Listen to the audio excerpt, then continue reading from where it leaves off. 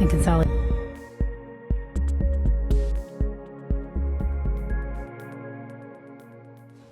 Good evening and welcome to the Monday, June 26, 2017 Administration and Public Works Committee. My name is Alderman Braithwaite and we have a quorum. Is there a motion to approve the June 12th minutes? Move. Second. It's been properly moved and seconded. Are there any questions or edits? Seeing none, all those in favor, please signify by saying aye. Aye. Any opposed? The motion carries. Items for consideration. Alderman Fleming, would you like to take item A1 and 2, please?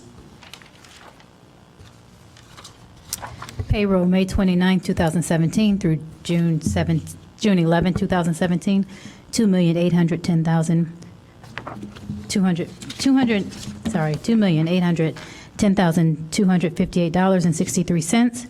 A2 bills list, June 27, 2017, and credit card for two bills list for $4,714,121.83. Credit card activity, period ending April 30th, 2017, $181,147.56. This is for action. Second. It's been moved and seconded. Are there any questions, comments? Alderman Rainey?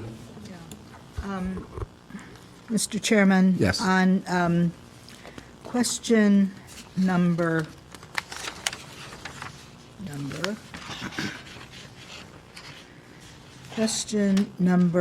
10. 10. I asked about Verizon network fleet and for vehicle locators and Verizon wireless communication charges. I asked what fund pays for these expenditures. These two items were listed with the Friends of the Market in that column with the same accounting number.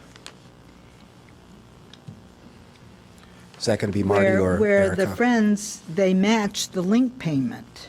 And I'm concerned that those payments in the farmer's market, that those payments for these two items are being paid by Friends of the Market. And can you just tell me so I can, what page of the packet are you on? please? Well, I don't know. I'm Okay, on, no worries. Page 6. 6? I'm looking Oh, at probably the- 6 on the bills I'm list, not in the looking- packet. It's 62,490 is the, I'm not sure what number they call that, but yes. Good evening, Mr. Chair, members of the committee. Erica Storley, Deputy City Manager. I remember when we pulled together the answer for that question, we were just sort of answering what the charges were for. I don't think we noticed that it was allocated to that farmers market fund, so we'll have to look further into that. And if it sounds to me as if it's been inappropriately applied to I that, think so. and we'll transfer it out to the appropriate business unit. Yeah, because I don't think they want that money used for this, yeah. Do you want to Right, hold, thank you're you. okay with it passing? And then No, I don't just- want it passed. So we'll hold it, remove it? I think this should be pulled out. Okay. Yeah. Could you That's do why. that arithmetic for me? Yeah. That specific dollar amount is the 390.12 plus 94, both amounts?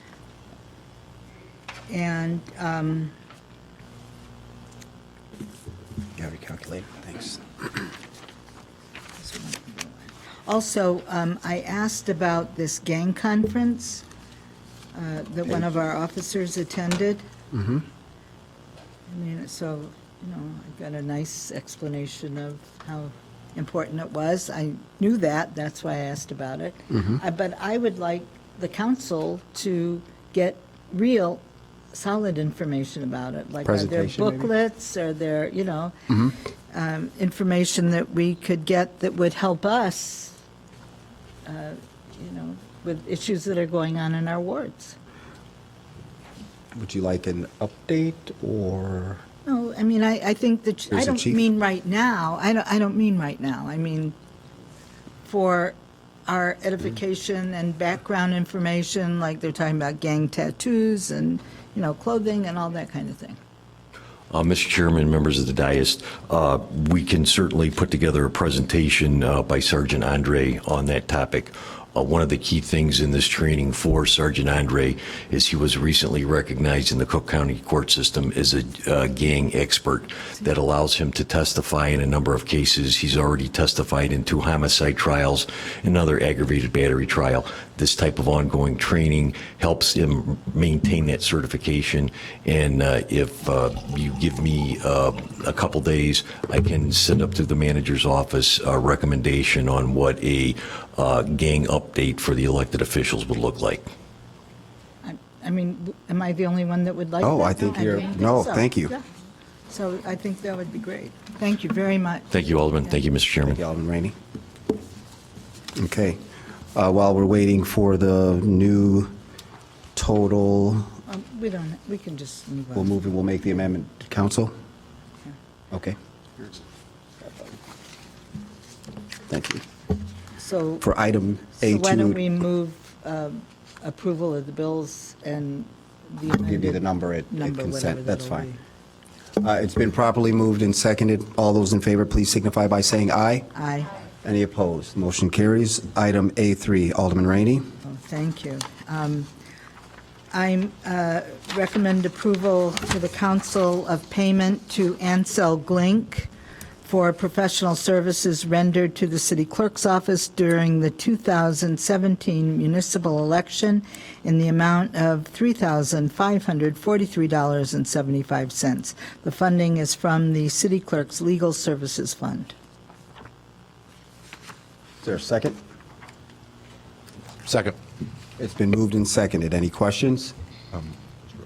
Alderman Sufferton? Yeah, I just want to clear up from last week. The clerk has assured me that he was been told by Ansel Glink that he has all the work product that was created and that was invoiced here.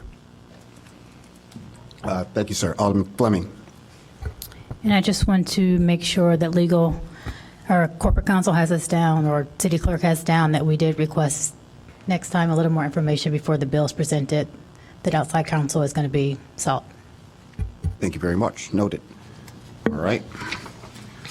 All those in favor of passing item A3, please signify by saying aye. Aye. Any opposed? The motion carries. Alderman Sufferton, item A4.1, please. Sure. This is an agreement for a renewal with Sam Goss and Associates for handyman services. And this is the first of optional 2 one-year renewals. It's for action. Second. It's been properly moved and seconded. Any questions? Comments?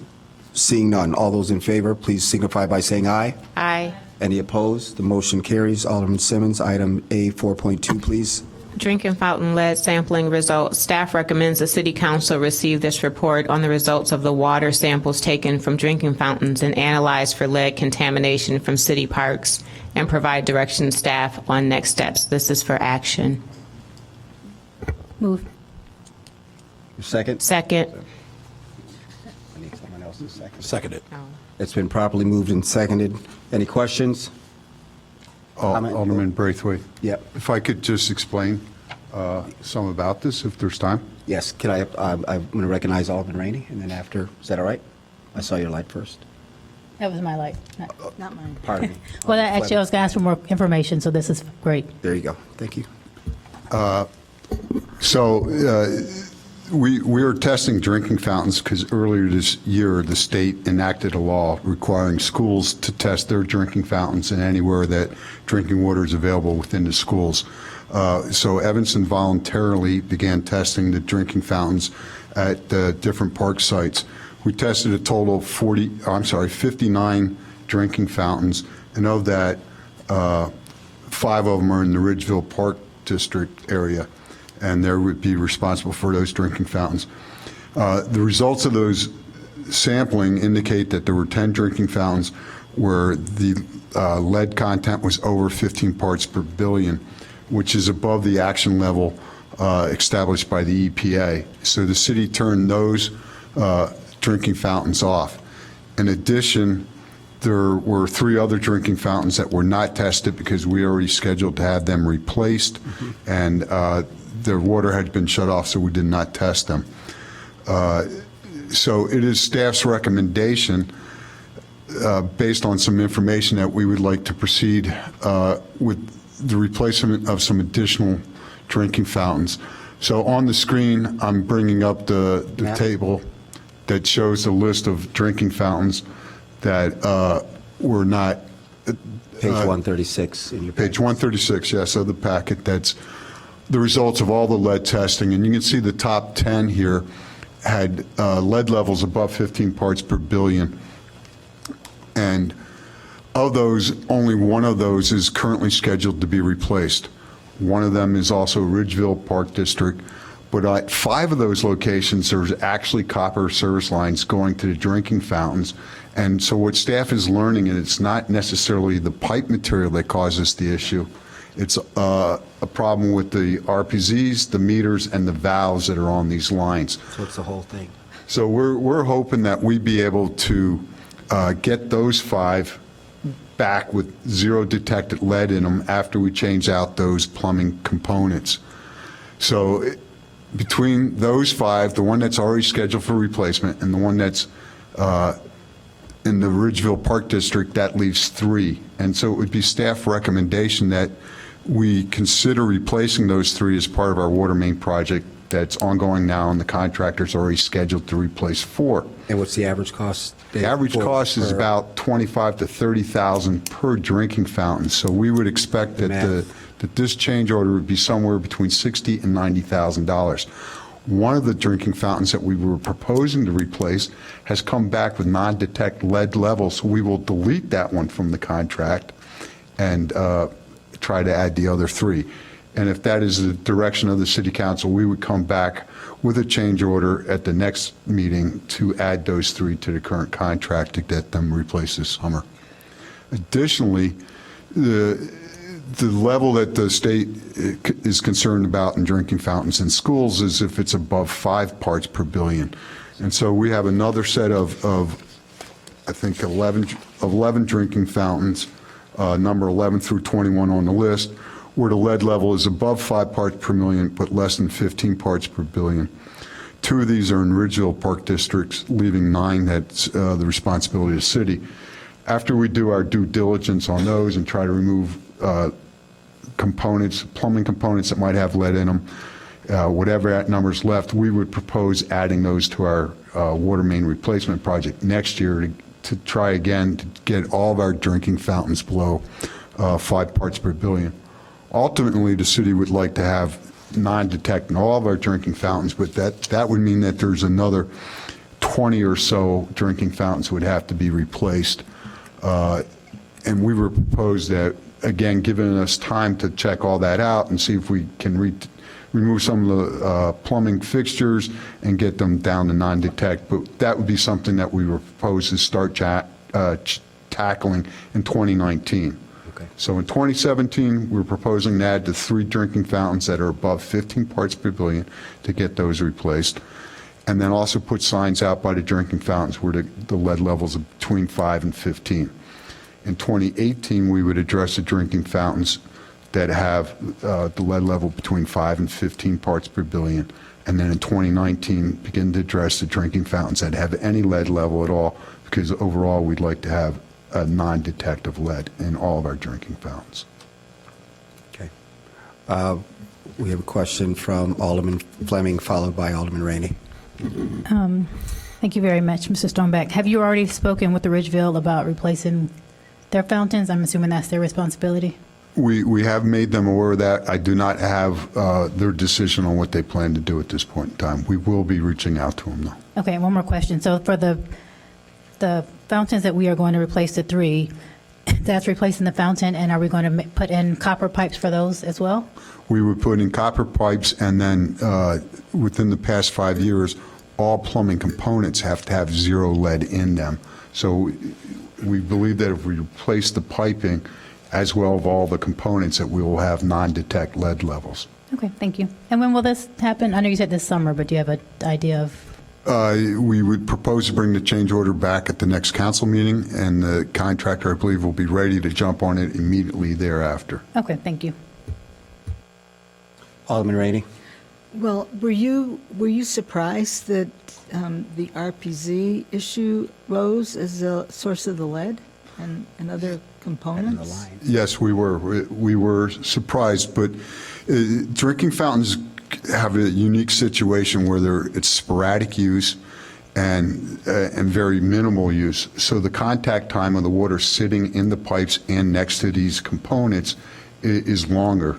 And apparently that allows the lead to get into the water. The other concern that I have is that because it is limited use, that the phosphate coating, we add phosphate to our drinking water to protect the pipelines, but because of the limited use, it's at drinking fountains, the phosphate coating on the interior of the pipe may not be established on the lines going to the drinking fountains. So we're looking at several different things that we're going to attempt to do, is to flush the water for a longer time to try to make sure we bring that phosphate coating into place. Look at all the plumbing components in there, make sure we replace it with new ones and get rid of the lead. Well, we're making people install RPZ equipment, and, I mean, do we know whether or not they are safe? The new plumbing code requires all fixtures to be lead-free. So at parks, unfortunately, we use older meters and older RPZs, and we are replacing those out with new ones that will be lead-free. I just want to make everybody aware that, where's my mouse? All this is available on the website, all the information about lead, and I'm not able to control. I don't see the cursor anywhere. So, oh, wait, I'll get to the right one. That will help. And, wow, I'm really having a hard time doing this. So all our information about lead is on the city's website. If you just search for the word lead, the first link that you get to takes you to this web page. We talk about how we had the lead service replacement program that's available to all homeowners, that if they replace their portion of the water service line, the city will replace their portion at no cost. And then all the way at the bottom, there are several links in which we talk about where you can get filters that will remove lead. We talk about labs that you can send water samples to have your water tested. That's not a service that we're able to perform at our water quality lab. And then we have the results of all of our lead testing in homes since 1992 to the present, and then we have the drinking fountain information as well. Any other questions? Comments? Seeing none, all those in favor, what is this, just accepting the report? Staff recommends, or? Yes. Okay. All those in favor, please signify by saying aye. Aye. Any opposed? The motion carries. Item A4.3 is a contract with Alfred Benesch and Company for 30 Downtown Transmission Main Street Engineering Services. Staff is recommending the City Council authorize the city manager to execute the contract. It's in the dollar amount of $305,890.54, and it's coming from the water fund. Any questions, comments? Second. Oh, thank you for the second. Any questions or comments? Seeing none, all those in favor, please signify by saying aye. Aye. Any opposed? Motion carries. Alderman Fleming, item A4.4, please. Contract with Jim Electric Company for noise theater lighting replacement. The staff is recommending we authorize the city manager to execute a contract for Jim Electronic Company for the amount of $129,500 to come from Capital Improvement Fund of 2017. This is for action. Is there a second? Second. Any questions or comments? Alderman Fleming. I have a question for staff, and this came up last week when we had the change order for Alderman to look at the street widening on Callan. So my question is, this looks like it's coming from funding that was initially allocated for something else and didn't go through. So I would just like to ask again that we have a process to make sure that council or whoever is, I guess council is aware when we have projects that don't go through, that there might be additional ways to allocate funding, so we can make sure those allocations are appropriate. Thank you, members of the committee. My name is Laura Biggs. I'm the Bureau Chief of Capital Planning and Engineering. So this project was was developed as the staff goes through and has been doing a methodical evaluation of projects needed at community centers. This project was identified and was moved forward because it's a potential safety issue. And so those projects, as we find them, are prioritized. It was not so much that we delayed a project that would have been otherwise done. That project delay has been caused by things outside the control of staff. And essentially, this would have been funded by facilities contingency, which has $200,000 and is designated for these types of issues. But facilities contingency just wasn't adequate to cover it. But as safety issues are identified, then we try to address those more immediately. For the clarification. Thank you. All those in favor, please signify by saying aye. Aye. Any opposed? Motion carries. Alderman Rainey, item A4.5, please. Thank you. We're being asked to recommend a contract with Crawford, Murphy, and Tilley for Emerson Street wholesale water meter engineering service in the amount of $124,487. Your second? Second. Any questions or comments? Seeing none, all those in favor, please signify by saying aye. Aye. Any opposed? The motion carries. Alderman Suffredin. Sure. This item A4.6 is a change order, the third, for the water treatment plant reliability improvements project with CDM Smith in the amount of $82,403. Second. It's been properly moved and seconded. Yeah. Seeing no lights, all those in favor, please signify by saying aye. Aye. Aye. Any opposed? Motion carries. Alderman Simmons. Approval of 2017 pay station expenses to Total Parking Solutions. Staff recommends the City Council authorize expenditures to Total Parking Solutions Incorporated in the amount of $33,000 for the period of May 16, 2017 through May 15, 2018.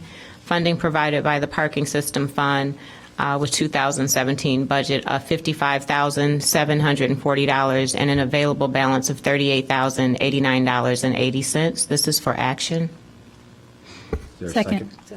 It's been moved and seconded. Any comments or questions? Alderman Rainey. I was waiting for that.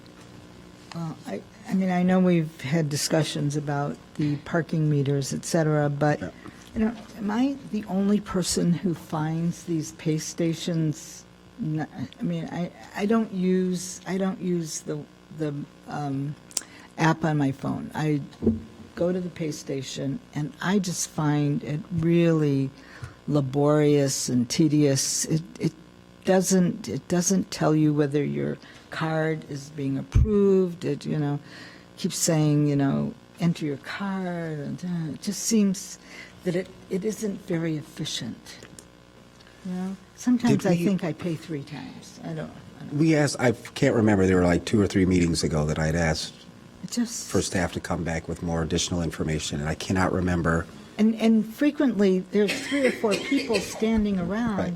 and we're all having the same discussion. So I don't Right. think it's just me. It's not just you, Alderman Rainey. What do you think? Good evening, Chair, members of the committee, Erica Storley, Deputy City Manager. You did ask for that additional information on the maintenance of the pay stations and the parking meters. Yep. So we will come back with that probably at the second meeting in July. And I never get the receipt, never, that says I actually paid. As for the pay stations and their user friendliness, we haven't received that much feedback about the lack of usability of them. People seem to be using them frequently, and with that, in accompanying with the app, there is that option to pay with that as well. We're looking at options for improving the app to use the wallet, similar to what Chicago is doing, and offering incentives for people who choose to do that. There is other types of pay stations on the market that we could evaluate, but there is some value to having consistency throughout the city. So we did go with this pay station early on, and Mr. Voss is not here tonight. He was out sick today, so he can't speak to why the initial decision was made on these boxes. But the feeling is that if you paid at one pay station on one side of town, you should pay at the same sort of pay station at the other side of town, so you have to relearn it. There have been some complaints in the past about the speed, and we have worked with the vendor on that. But depending on the time of day and how many people are trying to pay at the same time, the network can be slowed down just like a cellular connection, because that's what it runs off of. But we can take that feedback back to the vendor and see what we can do about making the menus better and making sure that people understand if the payment actually went through, and make sure that the receipt is provided.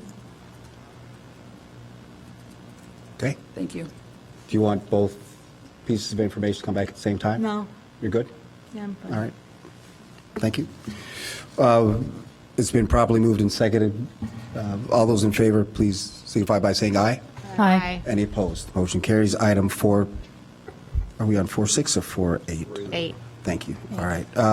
This is the purchase of a police and administrative services vehicle from Curry Motors. Staff is recommending City Council approve the purchase of 2 of the Ford SUVs. It is in the dollar amount of $55,188. It's for action. Second. It's been properly moved and seconded. Any questions? Comments? Seeing none, all those in favor, please signify by saying aye. Aye. Anyone opposed? Motion carries. Alderman Fleming, item A 4.9, please. Purchase of trackless Model MT7 tractor from EJ Equipment Incorporated. Staff is recommending City Council approval for purchase of 1 tractor for the Public Works Agency in the amount of $157,193.25. The purchase will come from the Equipment Replacement Fund, and this is for action. Is there a second? Second. It's been properly moved and seconded. Any questions? Comments? Seeing none, all those in favor, please signify by saying aye. Aye. Aye. Anyone opposed? Motion carries. Alderman Rainey, item 4.10, please. This is a second contract extension we're being asked to recommend with Community Counseling Services Company, LLC. And it's an extension of 3 months for the period July through September 2017 for services. They're located, at 155 North Wacker. It's a total cost of $97,500, and it's for the Robert Crown project. It's for fundraising. Yep. Is there a second? Second. Any questions for staff? Anybody wanting an update, how well they're doing? Mr. Chair? Yes, please. Followed by Alderman Fleming. Alderman Fleming, do you want to ask a question, or do you want to wait for the update? Thank you, Mr. Chair, Thank members you. of the committee. Marty Lyons, Chief Financial Officer. Just an update. The packet said, I believe, $3.8 million. That's then when you add the $5 million match, we're at 8.8. We're now at in 4 days we're at 4.1 million. So then that takes us up to 9.1 million, and that was through the joint work of the Friends of Robert Crown and CCS. So, as noted in the report, we looked at other options. So the city's not paying, and instead recommend that Friends of Robert Crown begin stepping up in next phase for architectural services, which will not be an insubstantial amount. Mm-hmm. Alderman Fleming? So my question is, I don't shake my head at $4.1 million. However, my question is, it looks like in the memo that we had from, February, there was a statement that in July of 2017, the level of resources required from CCS would change and we'd alter their service, so on and so forth. So it looks like this is, I think, the second change order. And I guess my question is, 1, do we anticipate this being the last change order, if we can anticipate such things? And 2, so without the 5.5 million CCM with the Friends of Robert Crown, as you just said, has raised 4.1, do you know approximately how much of that is based on the efforts of CCM versus the Friends of Robert Crown? I'm just trying to... It is a joint effort with Mike Happ from CCS and Laura Means-Akins, along with the Friends of Robert Crown as a group. They work together. CCS has helped identify a lot of leads. Then you bring the folks who know each other, meaning the Friends of Robert Crown and their fundraising people together. and they work it as a team. I would say that they did the same thing at the Art Center fundraiser that raised just under $600,000. That was matched for another $600,000. So, and again, I will go back to the very beginning. We need to have a CCS out there as the asker. I, as the treasurer, cannot go ask for funds. And city staff, we do not go out and ask for funds. We provide information about how funds would be used, but we don't make the ask, and that is why we have the fundraiser. And I would just draw your attention back to the report as for the rationale. But no, we do not have a database that says this is one they got, this is one that Friends of Robert Crown got individually. So we do have it by the benefactor, but not by the actual asker. Thank you. And so, Marty, is there any concern that we're going to hit that 18 million? Oh, I'm sorry, I did not answer your other part of your question. I'll get to that. Yeah. So will we come back? Our goal is not to right now. We are in the transition process where city staff have been identified in the finance office that will take over the actual administration of gifts, the collection of the gifts over the next several years, as well as the payment from Friends of Crown to the city as construction costs come in. So our goal is to take over the administration. If you're not familiar, for instance, the library staff helps support their foundation. District 202, their staff support the foundation. I wish that the foundation could have their own staff, but that's seen as just too much overhead, so we're not recommending any increase in city staff to help make the transition.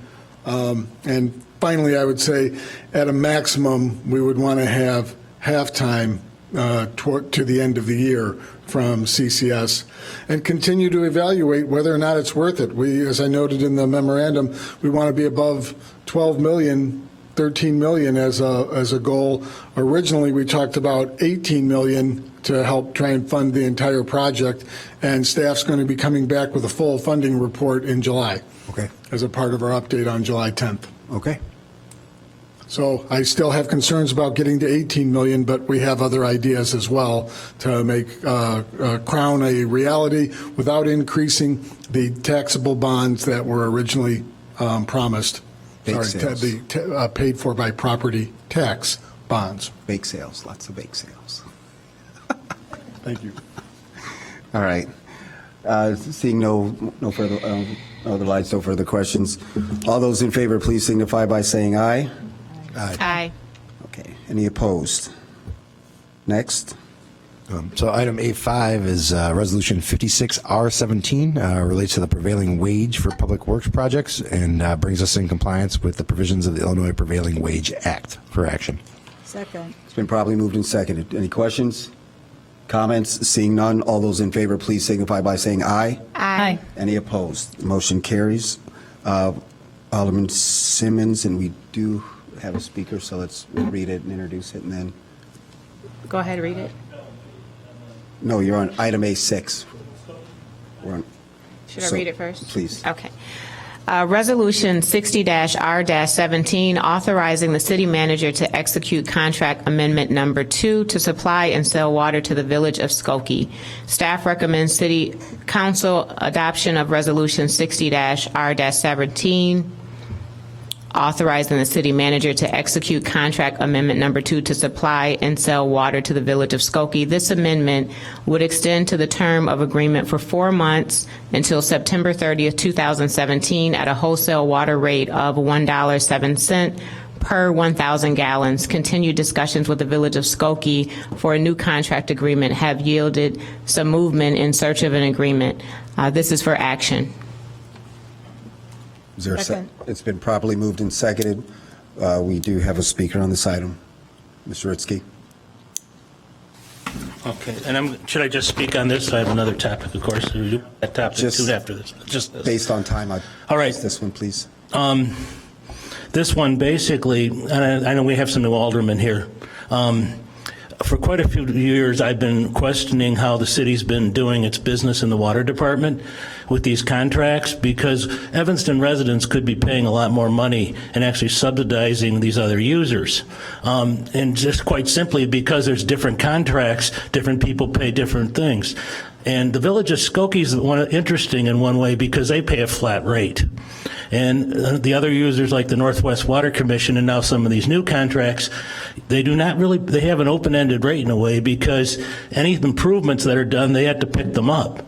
So Skokie may be not too interested in trying to take that agreement.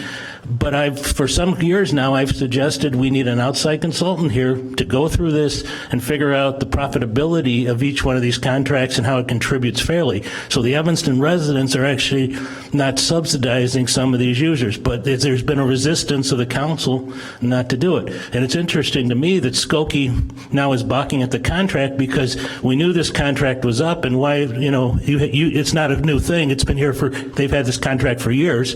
So if the city staff should have been negotiating earlier if there was a problem, and now that now we're extending the contract. So my guess is we'll go into litigation and extend it for a long time because they're not wanting to pay. So that's the end of this topic.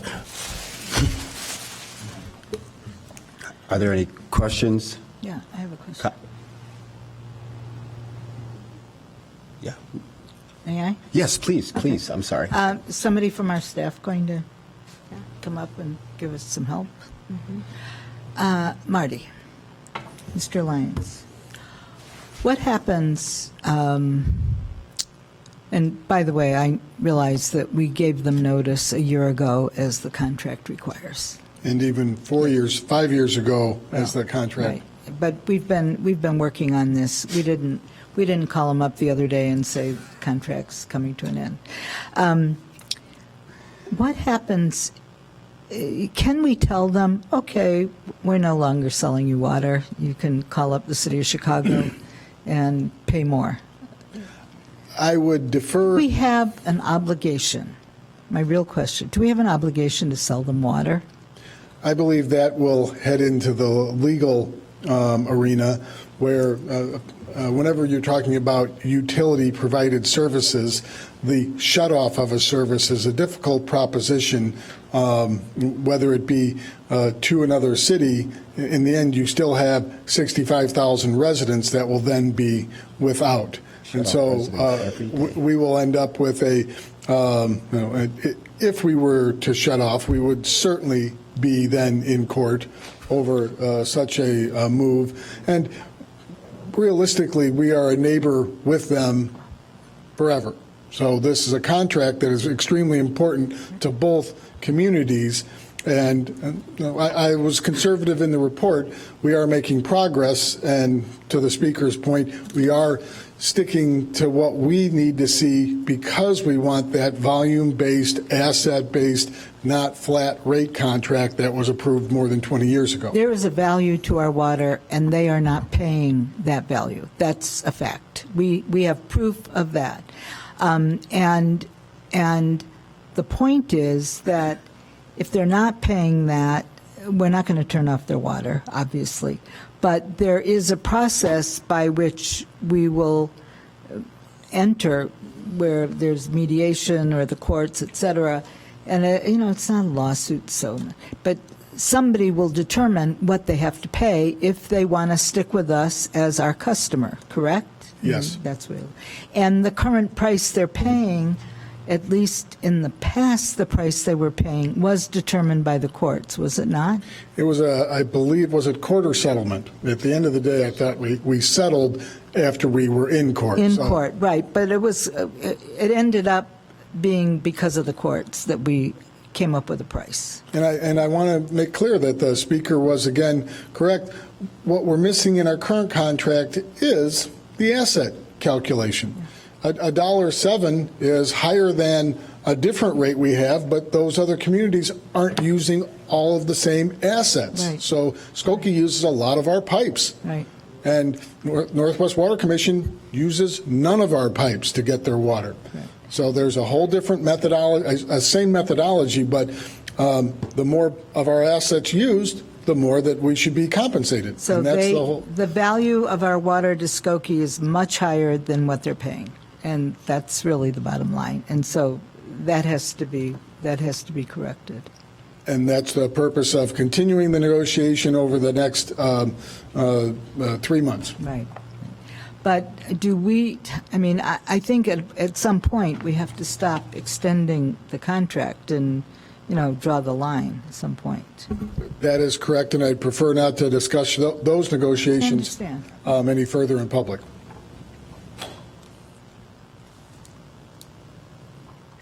All right.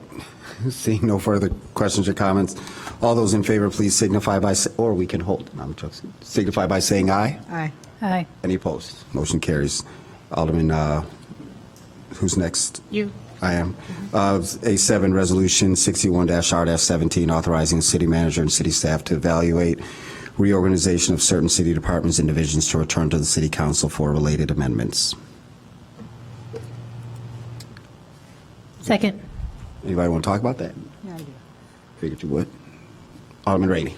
Yeah, is this going to cost us, I mean, we're going to have to hire somebody for this? There he is. I was waiting.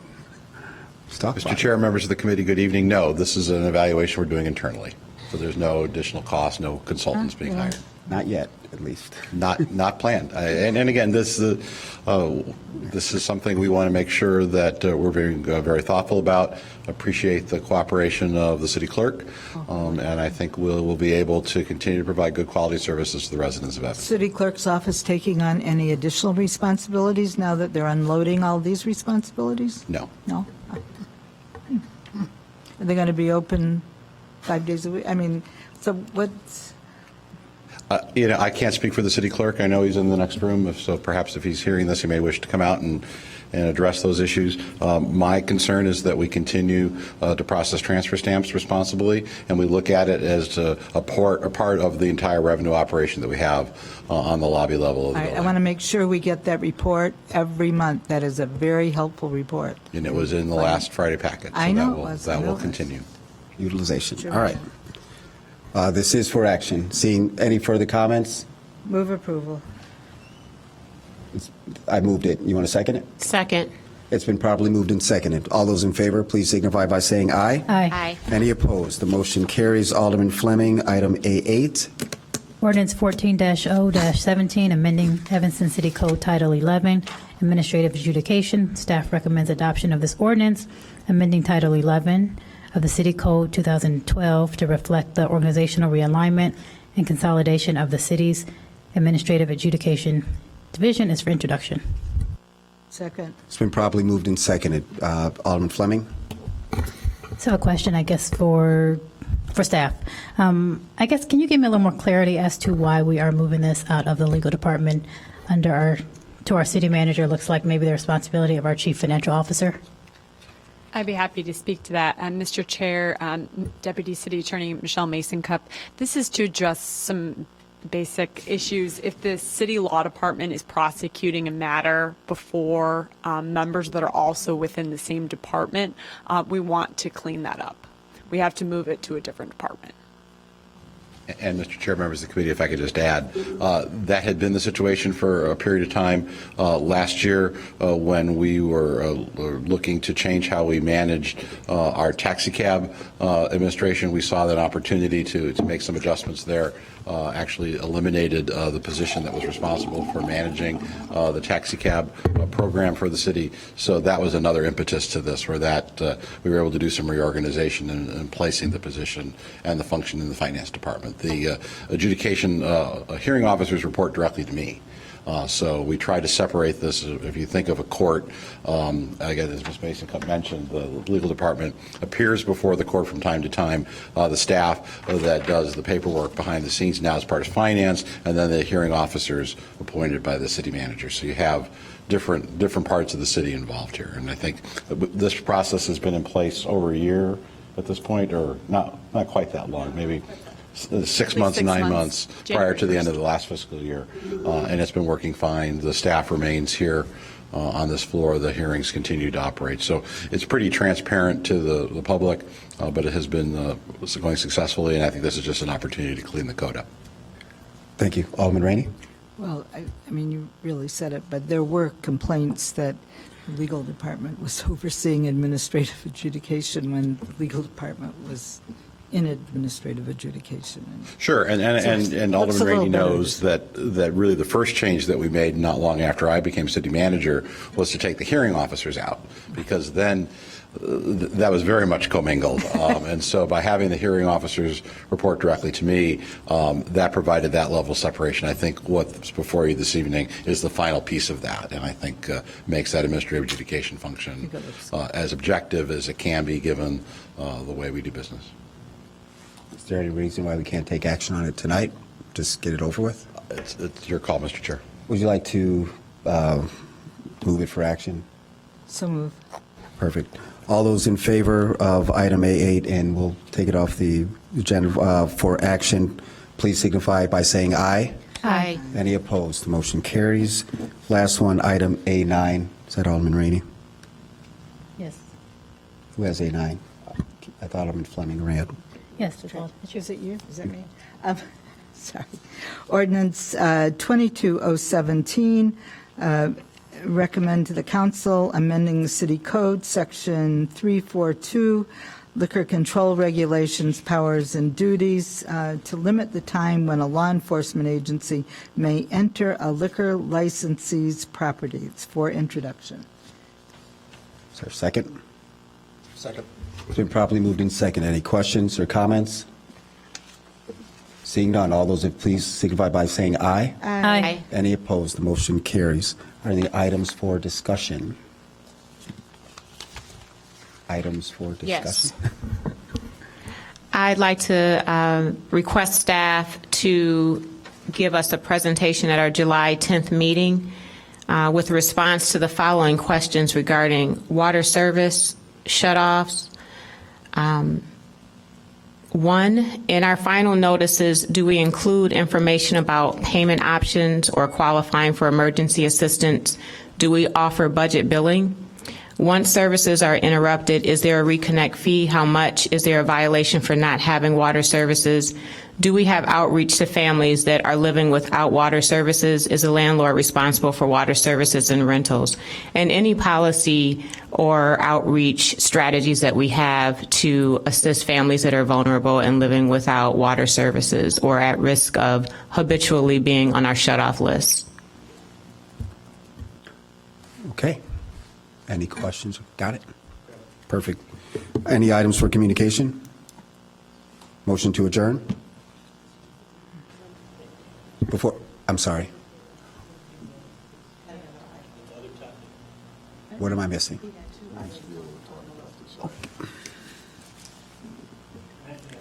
Yes, Janad.